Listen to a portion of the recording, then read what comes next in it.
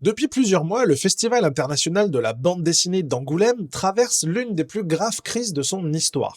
Entre une plainte pour viol, un licenciement controversé, des accusations de management toxique, des soupçons d'opacité financière et une série de polémiques plus anciennes, l'événement vacillait déjà et vit des heures sombres. Et aujourd'hui, un nouveau coup de tonnerre, 9e Art Plus, l'organisateur privé du festival, annonce purement et simplement l'annulation de l'édition 2026. Dans cette vidéo, on va reprendre calmement les faits, les dates et comprendre comment un rendez-vous culturel majeur en France et en Europe en est arrivé à ce point de rupture. Nous sommes sur FGI, on démarre.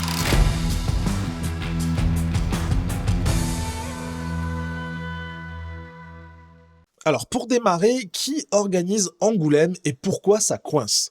Le Festival international de la bande dessinée d'Angoulême, le FIBD, appartient juridiquement à une association locale, donc l'association du FIBD. Depuis 2007, l'organisation opérationnelle sur le terrain est déléguée à une société privée qui s'appelle 9e Art Plus et qui est dirigée par Franck Bondou. Ce montage association et prestataire privé fonctionne comme ça depuis des années, depuis 2007 de mémoire, mais il est de plus en plus contesté. On reproche une gestion jugée opaque, des accusations de népotisme et des dérives mercantiles. Par exemple, pour rentrer dans une bulle qui est donc juste une librairie, pas j'allais dire à ciel ouvert, mais plutôt une librairie sous une tente, il faut payer 60 €. Et pour finir, un management décrit comme toxique par tout un tas de témoignages. Pendant longtemps, ça grogne dans le milieu de la BD au niveau des auteurs et des artistes, mais le lien ne casse pas. Mais ça va changer avec l'affaire Chloé. Alors déjà, revenons sur le passif du festival entre sexisme et la polémique de Bastien Vives.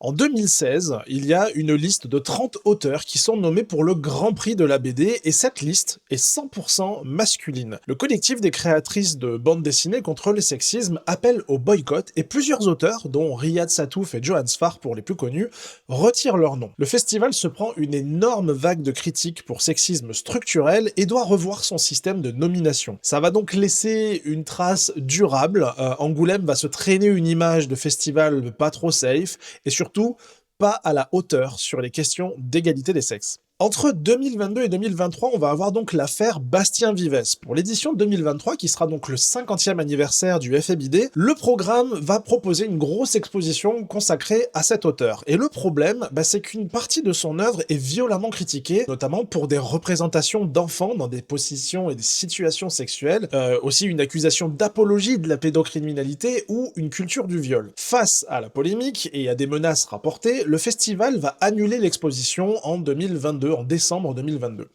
Vives, lui, va revenir discrètement dédicacé à Angoulême en 2025, mais l'affaire a durablement abîmé l'image du festival sur les questions des violences sexuelles et de la limite de la liberté artistique et de la liberté d'expression. Tout ça va préparer le terrain à l'affaire Chloé qui va éclater, mais avant qu'elle éclate, le festival est déjà vu comme peu exemplaire sur les sujets de VSS. Venons-en à l'affaire Chloé pour viol présumé et licenciement abusif.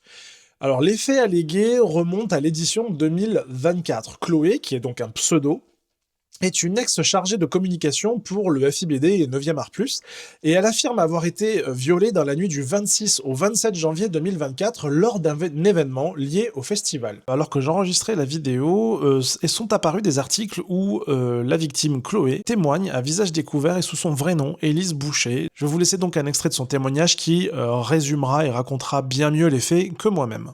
J'étais droguée pendant une soirée. Et puis ensuite, je me suis réveillée nue chez un collègue qui m'a dit qu'on avait couché ensemble alors que j'avais absolument aucun souvenir. Et suite à ça, j'ai raconté à mes collègues et à ma RH ce qui s'était passé.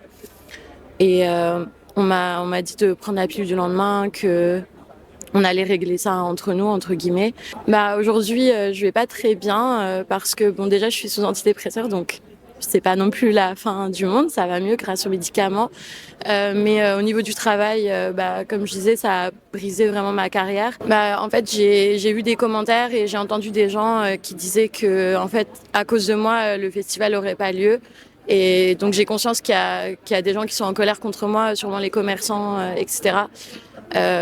Et je comprends que les gens puissent penser ça, mais moi j'ai juste voulu appeler à l'aide et dans mon entreprise, et ensuite j'ai J'ai porté plainte pour viol. Je suis là en tant qu'autrice et éditrice et femme pour soutenir Élise.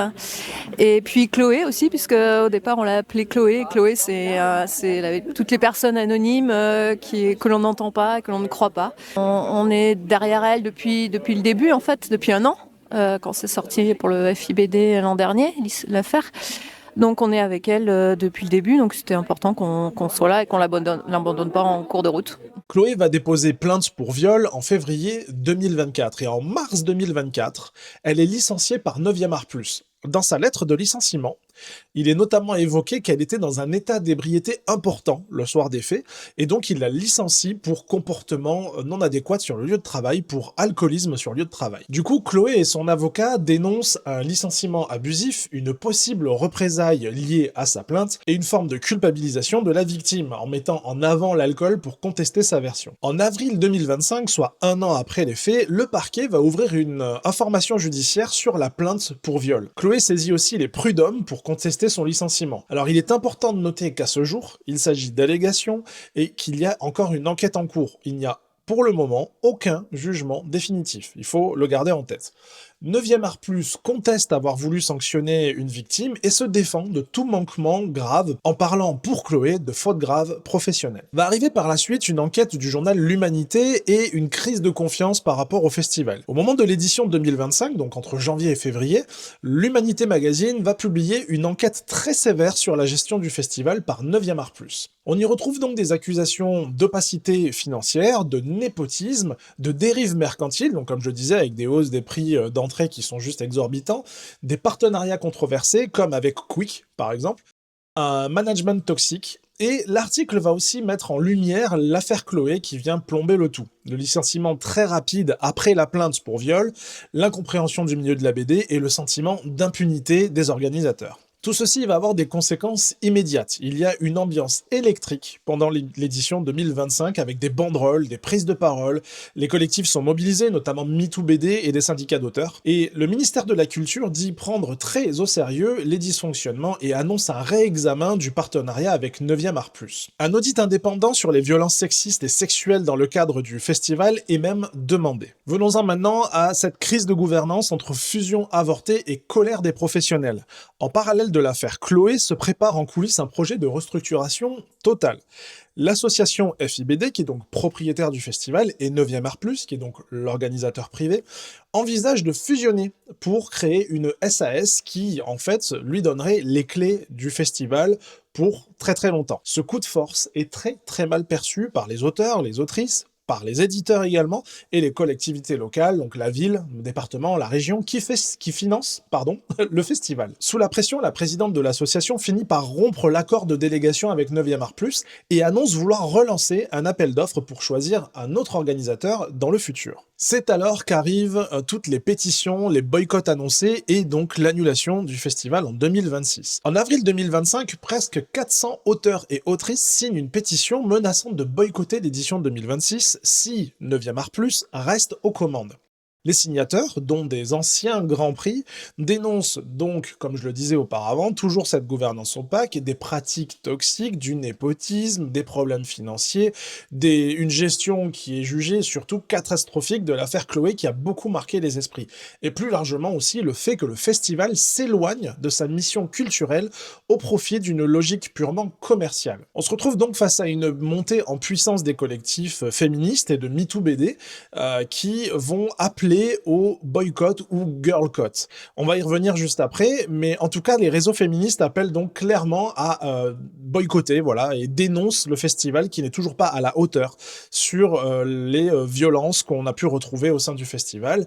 Et en novembre 2025, on va se retrouver avec 280 autrices et professionnels qui annoncent officiellement qu'elles n'iront pas à l'édition 2026 tant que 9e Art+ est encore là et tant que l'affaire Chloé n'a pas été traitée avec sérieux. Évidemment, les pouvoirs publics, les collectivités locales vont réagir et parlent désormais d'annuler un festival fantôme pour 2026, tant la menace de boycott est massive. L'association du FIBD est poussée à reprendre complètement la main sur le choix du futur organisateur, choix qui aurait dû arriver aux alentours de 2028, si je me souviens bien. Avant de continuer, j'aimerais revenir sur un terme qu'on voit revenir partout dernièrement dans cette affaire, le girlcott. Alors l'intention est compréhensible, faire un jeu de mots féministe autour du mot boycott, puisqu'on parle évidemment de violence envers les femmes, mais linguistiquement, c'est un contresens total. Il ne s'agit pas ici de revenir sur la cause que défendent les organisations féministes, évidemment, mais d'étudier le choix sémantique du mot girlcott, car on va le dire d'emblée, d'un point de vue étymologique, ça n'a aucun sens. Et ce, tout simplement parce qu'il se forme pas du mot genré boy, mais sur un nom, celui de Charles C. Boycott, et qui remonte à l'année 1880, et qui vient donc du nom de ce même capitaine, Charles C. Boycott, qui était un riche propriétaire irlandais et qui, refusant de faire baisser les loyers sur ses terres, était l'objet d'un boycott de la part de ses administrés pendant l'automne 1880. Le terme boycott est ce qu'on appelle une antonomase. En fait, on utilise un nom propre comme un nom commun. Dans la langue française, on retrouve énormément de figures de style de ce genre. Par exemple, le mot poubelle qui vient du préfet Eugène Poubelle, ou encore le pantalon qui vient en réalité du nom d'un personnage de Buffon de la Commedia dell'arte qui était vêtu d'un costume dont les chausses tombaient droites sur les pieds. Donc, inventer girlcott comme version féminine du boycott, c'est peut-être une idée qui vous paraît cool, pourquoi pas en fait, mais c'est linguistiquement absurde. En plus, girlcott existe déjà en anglais, et ce depuis les années 2000, mais avec un sens totalement différent. En fait, c'est pas un boycott au féminin, il s'agit plutôt d'un boycott positif, une action qui consiste à soutenir activement les produits ou événements valorisant les femmes. Rien à voir non plus avec ce qui se passe ici. Bref, le mot circule parce qu'il sonne bien, parce qu'il fait slogan, mais sur le plan du sens, c'est un exemple parfait de militantisme linguistique qui se tire une petite balle dans le pied. On en arrive donc au recul partiel de 9e Art Plus et de son président Franck Bondou, sous le feu croisé des auteurs, des autrices, des éditeurs, des médias, des politiques, des financeurs publics, bref, personne ne veut voir cet homme et 9e Art Plus aux commandes du festival.